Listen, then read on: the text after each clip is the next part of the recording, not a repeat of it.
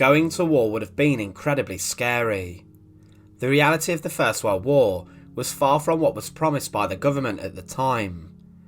In Britain, to boost recruitment numbers, huge drives took place in which the government sold the war as an exciting prospect, and thousands of young men joined up, thinking they were going away to foreign lands to see the world, almost as if they were going on holiday. However, the true reality was the brutal environment of the trenches, where deaths surround on a minute-by-minute basis, where artillery was forever being fired towards soldiers, and where life became very tedious and boring, but also incredibly scary. Many soldiers suffered with conditions today which could be diagnosed as PTSD, and suffered greatly, and they found themselves accused of cowardice. The sentence at times for refusing to fight and for cowardice was in fact death. Today, the Shot at Dawn Memorial at the National Memorial Arboretum commemorates the 306 British Army and Commonwealth soldiers who were executed during World War I for desertion following a court-martial. So join us today as we look at the horrific Shot at Dawn executions, and remember to support our channel. Please make sure to subscribe. Between 1914 and 1920, over 3,000 British and Commonwealth soldiers were sentenced to death by court-martial for desertion, disobedience, cowardice, falling asleep on duty, or throwing away their weapons. Only around 10% of those sentences were carried out, with 306 members of the British side being shot for these crimes. Today, much of the medical evidence would show that these men were suffering from shell shock, but sadly 100 years ago, this was not recognised, and many of the men who were technically ill were ignored and taken to court. Most of the hearings lasted no more than 20 minutes when the trials took place, and soldiers were disregarded and were seen as just cowards and were without much chance to tell their stories and were sentenced to death. Many of the men were found wandering from the battlefield in great distress and upset, and they were still charged with desertion. The documentation from these court trials later told how they were shaking and were quite clearly shell-shocked and were denied justice. The men were given the right to become represented by a legal official such as a lawyer, but they were refused the right to appeal. Whatever the field marshal said sadly went, so if the decision was made to sentence a soldier to death, this was very final, and the ill soldier would be shot without any appeal. Also at the time, shell shock was not properly understood, and no formal and proper medical exams took place, so the conditions of these men were often ignored, and their well-being and health was also disregarded. The trench environment was enough for even the strongest of men to have suffered a great breakdown. The threat of death was enough to strike fear into the hearts, knowing that a German shell or a German bullet tomorrow may have their name on it, and this would have been terrifying. Also, there was a real issue with lack of sleep on the front line, with artillery barrages being fired constantly, so the lack of rest and quiet was also incredibly intense. It was also very wet and cold, with trenches often flooding and waste filling the lines, and at times the temperature sometimes fell to around -15 degrees Celsius in the winter. Rats were found around, which caused disease and illness, and there was also a lack of varied food and supplies. This was enough to send anyone to suffer during World War I. Many of the soldiers just could not take any more. They had entered the conflict with such hope of seeing the world, but instead the stark reality was enough to make hundreds think that a firing squad would give them the sweet release of the ordeal being over. The use of the execution for cowardice was initially used as a method to force soldiers back into the trenches and back onto the battlefield. It was supposed to force the men back onto the front line, thinking that they would rather risk death in battle than face a certain death at the bad end of the firing squad. Many of the men who were shot during the conflict were just volunteer soldiers, Kitchener's army, who had joined up of their own choice, than those men who were conscripted into the army, and these were often poorly trained. The British Army was suffering from low numbers, so recruitment attempts such as Pounds battalions emerged to get more soldiers onto the front lines, and this gave birth to an army who were rather at times unprepared. The firing squads who carried out the executions were usually made up of at least 6 soldiers, but sometimes even 12 were used to administer the punishment. The squad was given a number of blank rounds inside of the rifles, and some soldiers were given a normal bullet to fire. This was to make sure that no soldier could be sure that they fired a fatal shot, taking a life. The condemned was then tied to a stake, then a medical officer or doctor would go up to the stake and pin a piece of white cloth over the man's heart as an aiming spot for the firing squad. A priest would then say a prayer before the order was given to fire. Immediately after the shots were fired, a medical officer then went to examine the man.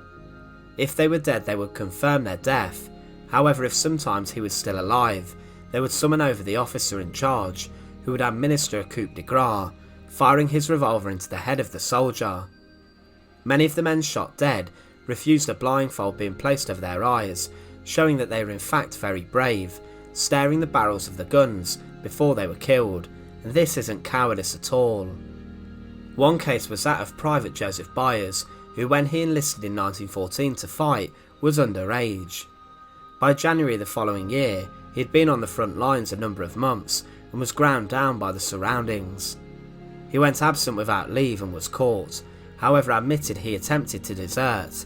He believed that being honest would give him only a prison sentence, but 2 weeks later after his trial, he was shot at dawn for desertion. Sergeant Joe Stones was noted for his bravery and leadership. He often led groups into no man's land, laying barbed wire, but was executed for casting away his arms. Stones, belonging to the Durham Light Infantry, went on patrol with his commanding officer in January 1917, and during this they were ambushed by Germans and the officer was killed. Stones, however, could not return fire as he had not taken off the protective cover from his rifle's breech. He then ran and reached his friends, warning them. However, he was charged with refusing to fire his gun and was charged with quitting his post as he ran off. Stones was treated like a coward, despite his proud stature as a great leader, and was shot at dawn for doing absolutely nothing. Private Billy Nelson was wounded during the Battle of Lewes, however he refused to go over the top as he was having his first meal in days. During the hearing he said, "I've had lots of trouble at home and my nerves are badly upset. My father is a prisoner in Germany and is losing his eyesight there due to bad treatment. My mother has died since being at war, leaving my sister aged 13 and my brother aged 10. I'm the only one left. I had no intention of deserting." To make an example to the other soldiers, he was shot at dawn on August 11th, 1916.